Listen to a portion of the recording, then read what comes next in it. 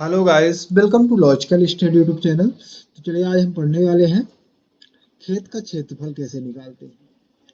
अब खेत का क्षेत्रफल हम नॉर्मल जैसे निकालते हैं वैसे भी निकालते हैं। क्षेत्रफल आप जानते हैं, लंबाई गुणे चौड़ाई। बट यदि आपका जो खेत है उसकी भुजाएं असमान रहे, है ना, या फिर जैसे आप देख पा रहे हैं समलंब चतुर्भुज के है ना आकार का कुछ ऐसा खेत दिख रहा है, और जिसकी सारी भुजाएं क्या है, ए बी 40 फीट है, बी सी 43 फीट है, डी सी 45 फीट और डी ए जो है वो 30 फीट है।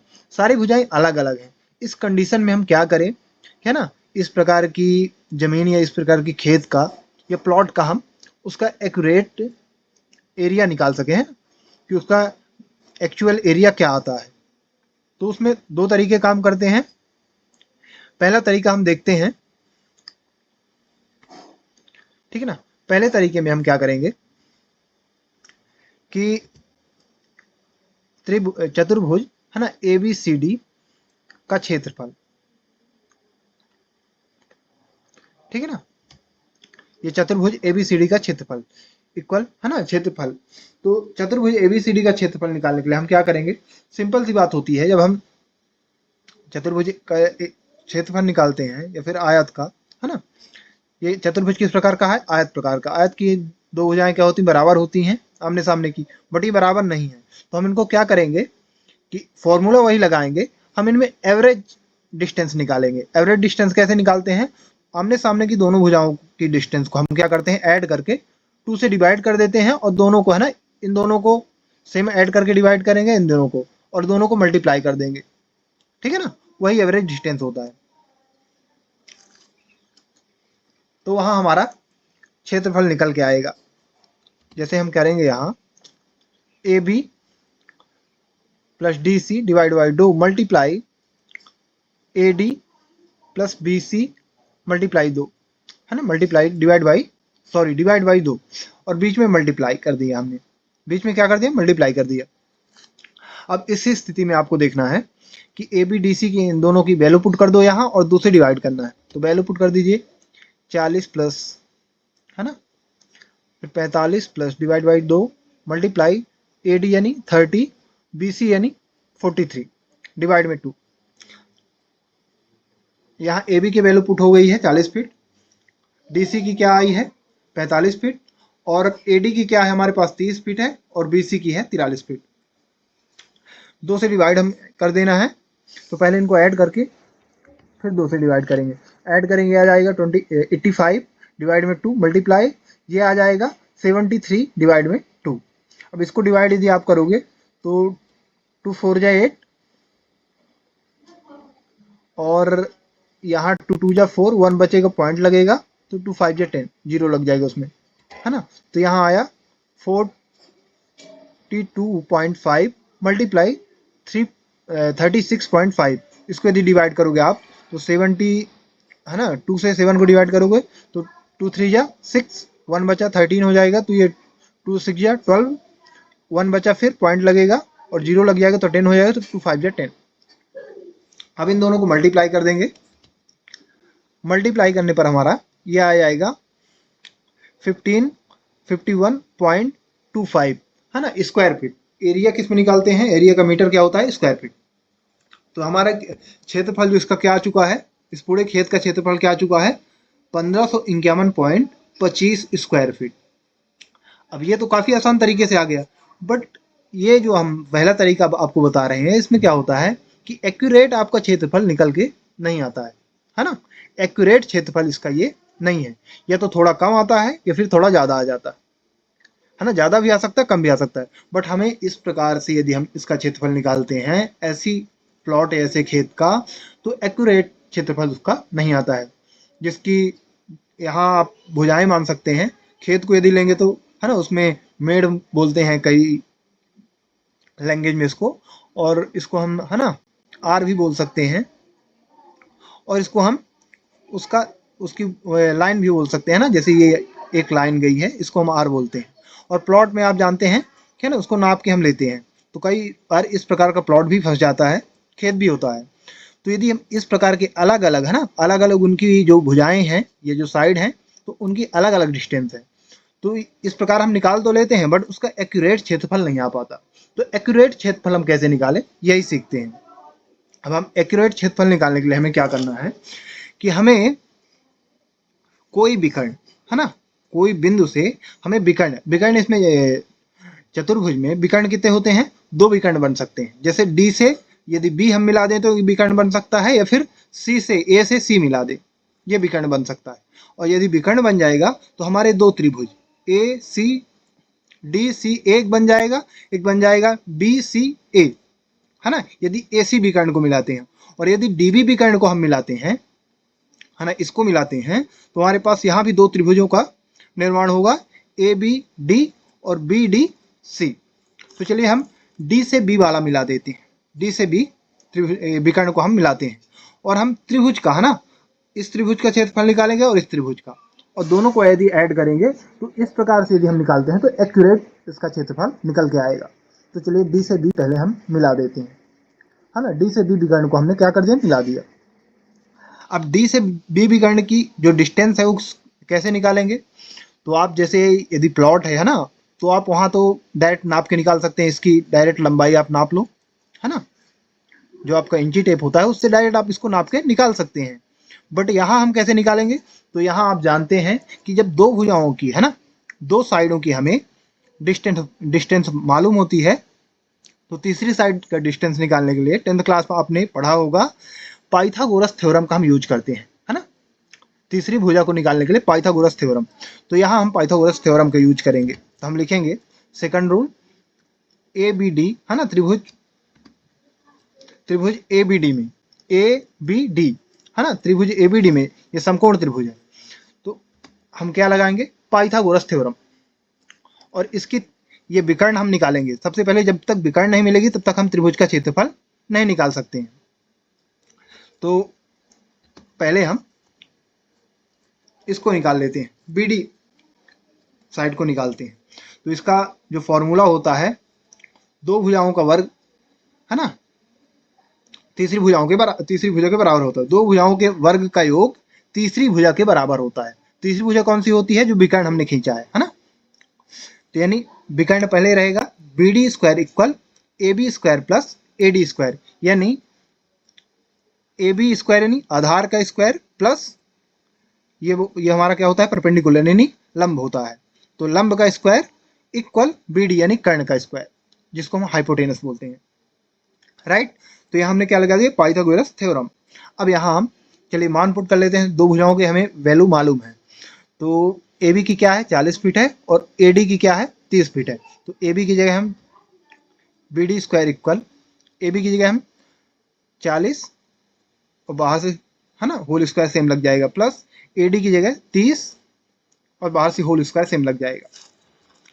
अब इसको यदि आप सॉल्व करोगे 40 का स्क्वायर, तो यानी 40 का 2 टाइम मल्टीप्लाई है, और यहाँ 30 का 2 टाइम मल्टीप्लाई है, तो यहाँ कुछ ये वैल्यू आपको प्राप्त होगी, बी डी स्क्वायर इक्वल 40 के यदि 2 बार मल्टीप्लाई करोगे तो आ जाएगा 1600, है ना, 1600, और 30 को 2 टाइम मल्टीप्लाई करने पर आ जाएगा 900। हम इन दोनों को ऐड कर दो, तो बी डी स्क्वायर इक्वल आ जाएगा यहाँ 2500, है ना, 2500, ये आ गया। अब हमें क्या निकालना है, बी डी भुजा निकालनी है। तो एक साइड आप देखोगे एल एच एस साइड में बी डी का क्या है, वर्ग है, तो यदि वर्ग हम इधर से, है ना, एल एच एस साइड से हटाएंगे तो आर एच एस साइड में अंडर रूट लग जाएगा, वर्ग हटेगा वर्गमूल लग जाएगा। तो चलिए इसको कर लेते हैं। अब यहाँ से हमने बी डी से वर्ग हटा दिया, तो आर एच एस साइड, है ना, 2500 में रूट लग गया। अब 2500 का जो वर्ग आएगा वो आएगा 50, तो बी डी इक्वल 50 फीट। कितना आया, बी डी भुजा जो आपको आ चुकी है आपकी, तो 50 फीट आ चुकी है। तो यहाँ इसको हम लिख देंगे 50 फीट। अब हमने बी डी निकाल लिया है, जो हमने विकर्ण खींचा था, तो आप जैसे प्लॉट है, आपका खेत है, तो वहाँ आप डायरेक्ट नाप के निकाल सकते हैं, है ना, इंची टेप से, ये 50 फीट है। बट यहाँ हमारे पास, है ना, ये हमने ऐसे माना है ये लंबे चतुर्भुज को, तो इस प्रकार हमें यहाँ भुजा यदि निकालनी है तो इस प्रकार हम पाइथागोरस थ्योरम से भी निकाल सकते हैं, है ना। तो यहाँ हमारे पास बी डी भुजा आ चुकी है साइड 50 फीट। अब हमारे पास जो बी डी आ चुकी है, तो ए बी डी है ना, त्रिभुज ए बी डी लेके हम इसका क्षेत्रफल निकाल सकते हैं। तो यहाँ हम क्या करेंगे, त्रिभुज ए बी डी का क्षेत्रफल। अब यहाँ हमें क्षेत्रफल जब निकालेंगे तो आपने पढ़ा होगा 10th क्लास में ही हीरोन का फॉर्मूला, है ना। तो उसी फॉर्मूले से हम यहाँ क्षेत्रफल निकालेंगे। तो उसमें पहले क्या करते हैं, पहले हम तीनों साइडों को ऐड करके 2 से डिवाइड करते हैं, जिसको हम बोलते हैं एस, है ना, एस के नाम से। यानी इसको हम बोलते, एस को बोलते हैं उस प्रकार से, मतलब डिस्टेंस को ही एस से डिनोट करते हैं। तो यहाँ हम S equal A B plus B D plus D C, A B plus B D plus D C, तीनों भुजाओं को ऐड कर देते हैं। अब ए बी की वैल्यू क्या है, 40 फीट, बी डी की 50 और डी ए की 30 फीट, और 2 से डिवाइड करेंगे तो यस निकाल लेंगे हम, 40 प्लस 50 प्लस 30 और 2 से डिवाइड करना है ना। अब तीनों को ऐड कर दो, ऐड करने पर ये आ जाएगा 120 और 2 से डिवाइड करने पर आ जाएगा 60। यानी एस हमारे पास निकल के आ चुका है 60। क्या करना है आपको, जब त्रिभुज का क्षेत्रफल निकालना है तो आपको तीनों भुजाओं को ऐड कर देना है। सिंपल सी आपको ध्यान रखना है ना, तीनों भुजाओं को ऐड करके 2 से भाग दे देना। तो ये हमारा यस निकल के आ चुका है ना। अब हमारा जो फॉर्मूला होता है, फिर से हमें क्या करना है, इसका क्षेत्रफल निकालना है ए बी डी का। तो हम फिर त्रिभुज ए बी डी का क्षेत्रफल इक्वल, यहाँ फॉर्मूला होता है जो, तो under root S bracket S minus A B multiply S minus B D, फिर bracket close multiply S minus D A. अब ये फॉर्मूला थोड़ा सा समझिएगा। यहाँ जैसे हमने लिखा है S equal A B plus B D plus D A, है ना, तीनों साइडों को ऐड कर दिया है। बट यहाँ ए बी सी के रूप में आपने देखा होगा, है ना, ए बी सी के रूप में होता है। जैसे इसको हम ए मान लें, इसको बी मान लें, इसको सी मान लें, ठीक है ना, या फिर इसको ए बी सी, इस प्रकार। तो यहाँ हमने डायरेक्ट भुजाओं को रख दिया है। उसी प्रकार यहाँ S minus A, S minus B, S minus C होता है, बट यहाँ हमने डायरेक्ट भुजाओं को घटाया है। तो ये आपका निकल के आ चुका है यस 16, और एस माइनस ए बी यानी 16 माइनस ए बी यानी भुजा, है ना।